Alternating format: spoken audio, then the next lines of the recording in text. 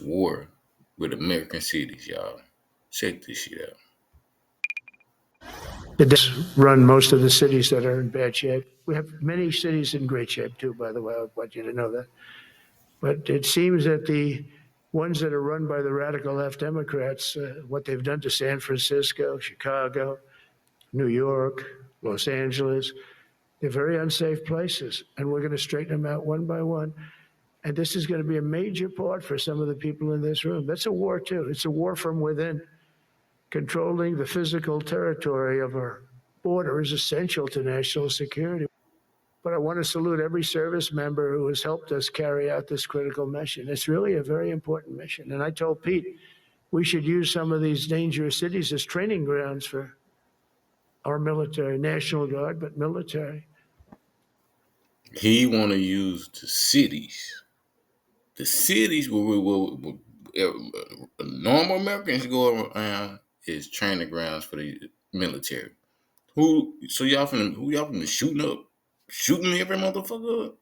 Pull people over and shoot their asses? What is you talking about? What kind of military shit you gonna do in the cities? Because we're going into Chicago very soon. That's a big city with an incompetent governor, stupid. Using American cities as training grounds for the United States military. That was part of President Trump's partisan address yesterday to hundreds of America's top military leaders at a Marine Corps base in Quantico, Virginia. Joining us now, MSNBC contributor Mike Barnicle, retired U.S. Army Lieutenant General Mark Hergling. Good morning to you both. General, I'll start with you and just your reaction. I'm sure you've talked to some of your old colleagues, maybe who are in the room or some who just watched at home. What was the reaction to that spectacle yesterday? Yeah, Willie, I did talk to a few, many people in that room I've served with. I didn't retire that long ago, so some of those senior members were junior members when I was still in the service. What was interesting is it came about in two parts. First of all, Secretary Hegseth's address. I took notes as he spoke as I was watching it. And just some of the things that I made bullet points about were Liberation Day, kill things and break people, or kill people and break things, war crimes, Geneva Convention elimination, rules of engagements are unnecessary, suggesting women can't meet the standards, returning to the days of drill sergeants smoking recruits during basic training, suggesting the elimination of IG actions, especially as he's being investigated for the use of signal apps by those IGs. Hawking his own book at the end, The War on Warriors, I've read, and it's a compilation of thoughts from a disgruntled soldier who has very little understanding of strategic implications of various actions. Then when it turned to the president, you've already addressed this, meandering. Just all sorts of issues, much like the UN speech he gave. So many things to talk about from that speech, but the war from within, as you just mentioned, and putting soldiers on American streets to train how to react to different enemies from within were two of the highlights that I wrote down. And it was just a combination of two things that I believe we're leading to what we might see next. And the other thing I'd say is President Trump. Yeah, this dude is trying to militarize cities, the Democrat cities. Just so, you know what I'm saying, when the election comes around, he can say it's a legal election, or something happened with the ballot box and all that shit. So he gonna pull this military in and only have a select few people to come and vote. He doing this is Project 2025, y'all, all the way. Man, y'all need to wake up. We gotta be 10 steps ahead of this shit. He already know what the hell he doing. We gotta learn what the fuck he doing.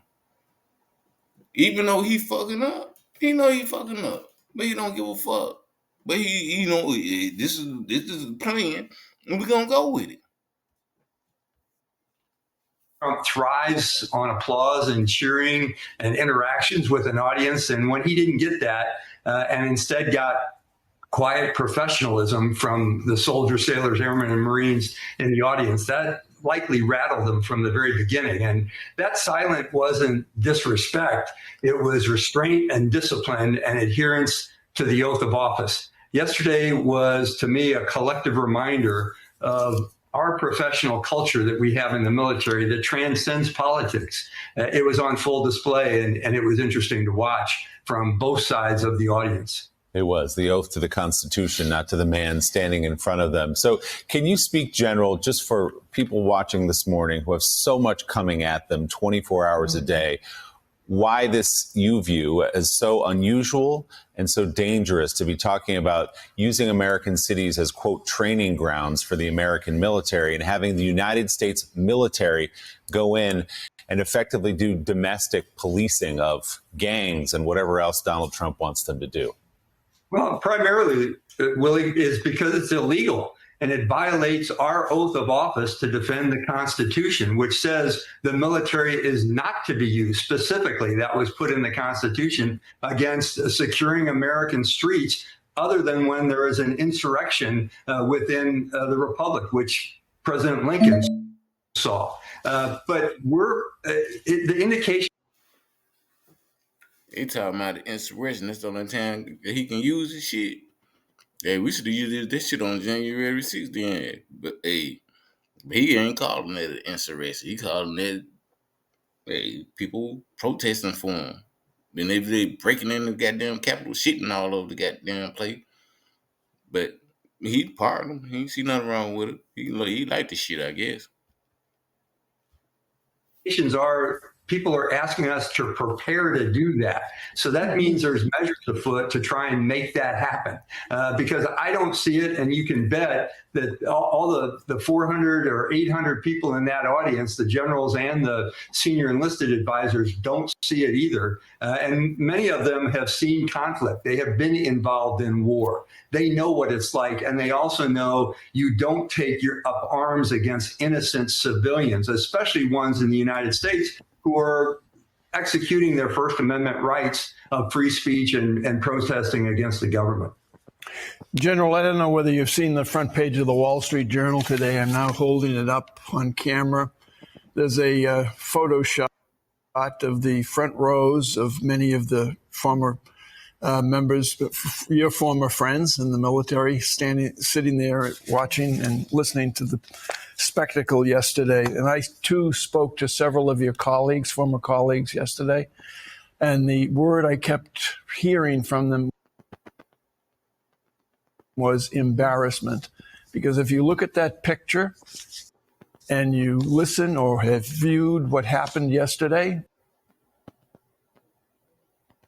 in Quantico, you saw a myriad numbers of Silver Star awards. That motherfucker look mad in the motherfucker. I had to come all the way overseas and shit to come over this shit to hear this shit. You ain't telling me a damn thing that I already don't know. And then I already did, man. What the fuck you talking about? Do some damn push-ups and all that damn shit. I've been in the service for like 15, 20 goddamn years, man. I'm not going out there and see no combat. The fuck is you talking about? And combat ain't even like it used to be. It's fucking more drones and all the rest of this shit. These people be talking dumb shit. You saw a myriad Purple Hearts, Bronze Stars, combat infantry badges, and they were being lectured on how to do push-ups and lose weight and shave. And it was truly mortifying. But the larger question is, going forward, what happens to the military in this country when there's so much disarray within the building, the Pentagon, where the Defense Department is housed, and various components of the military around the globe, with this internal dissension that you can seemingly feel when you witness an event like yesterday? Yeah, it struck me too, Mike, that when you look at those faces, it's what I predicted when I was on the show the other day, and that you're going to get poker faces and a stoicism that was reflective of professionalism. But truthfully, those individuals will leave that room or left that room yesterday, and they'll start discussing and analyzing how they can implement some of the lawful orders that they got. Okay, great. We can buck up the standards. We can take a look at the kinds of things to get some soldiers, not all, certainly not even the majority, back in better shape. Take a look at what our ranks look like. But there were also soldiers and all ranks of services in that audience that said, wait a minute, when they were writing down the same kind of checklist that I was writing down, saying, wait a minute, we can't do that, or we shouldn't do that, or this is a true violation of what we are as professionals, or, hey, I've got women in my ranks who are performing admirably. Why should I kind of lump them all together like the secretary did? Or I'm certainly now going to debate with myself, what am I going to say if I'm asked to go on the street and conduct illegal actions? And I guarantee you that the people in that audience will not execute illegal orders. We've been saying that for a long time. But at the same time, all of them, not only were they personally embarrassed, but they were embarrassed for their services that had to, sit in that audience and listen to this kind of stuff. That's the worst part of all this. There's a saying in the military that's a great leadership dictum. You praise in public and you discipline in private. This was a disciplinary approach in public with cameras so the whole nation could see. And it was an attempt. Imagine, man, being in the military for 30, 40 fucking years, and this little twerp come out here, did a little 4 years and shit in the middle of fucking terror, and then come and tell you how to run shit. And you been in all your motherfucking life. This little motherfucker served 4 years. And then he trying to tell y'all need to do push-ups and out of shape and don't hire women. And man, look at this shit here.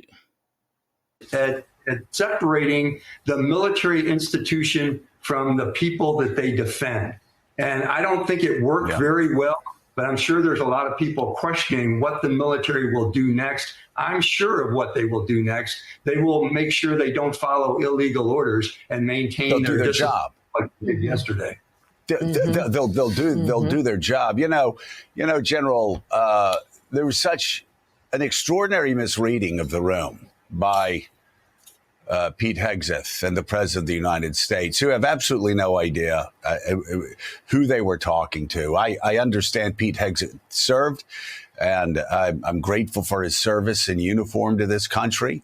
But I do wonder how they could have so badly misread the room. I kept thinking, watching them yesterday, just how Bush League it was, and how those generals and those admirals afterwards were just shaking their heads going, my God, what a clown show. And that's what they were thinking.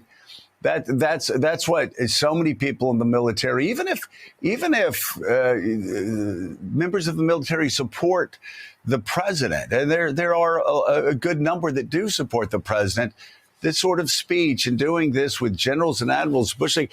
I want to talk about the culture really quickly before we let you go, just to explain to viewers something that I was blessed to be able to see when I was a member of the Armed Services Committee for 4 terms. I got a chance to see General. We're going to leave it there. Because he said pretty much everything he needed to say. It was a clown show. He just embarrassed the motherfuckers. Like, man, you military, y'all ain't doing shit. You know what I'm saying? Y'all out of shape. You know what I'm saying? Y'all hiring women. I don't know, y'all with this woke shit. You know what I'm saying? Whatever that is. And all that other stuff. So they just get blowing all them generals that's been there for all these years to clown them for no reason. And this dude ain't did nothing with a couple of years in the military damn self. But he want to call them and talk bad to them. What fucking type of shit is that? We gonna leave it there, y'all. I'm out of this joint. Peace.